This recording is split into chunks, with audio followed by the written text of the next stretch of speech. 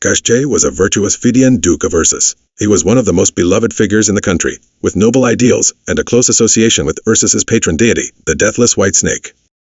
He constantly strived to advance the people with their own ideals, rather than fear and resentment. He made significant contributions to social reform through education, charity, hospital construction, and mine.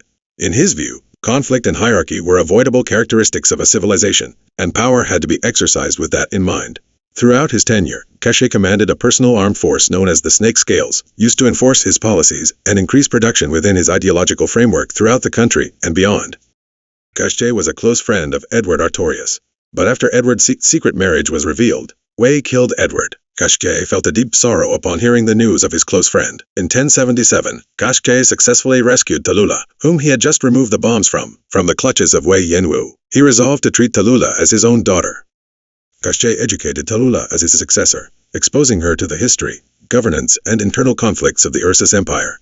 Although he tried to convey his optimistic conclusions about the nature of Ursus, Tallulah frequently contradicted his views, modified policies, and advocated for the suppression of the infected despite public opposition. Instead of forcing compliance, Kashchey engaged in ideological debates with Tallulah, emphasizing what he believed to be the best of reform and the repeated failures of extreme militarism in Ursus.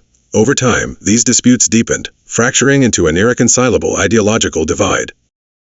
In Townsend, upon returning from a mission, Tallulah pardoned a nobleman who was persecuting the infected, prompting Kashchey to order the Scales army to intervene. The two then confronted each other in the throne room, where their long-standing ideological differences reached a climax. Tallulah condemned Kashchey's methods and revealed the oropathy disease is a curse to humanity, expressing pity for his altruistic nature.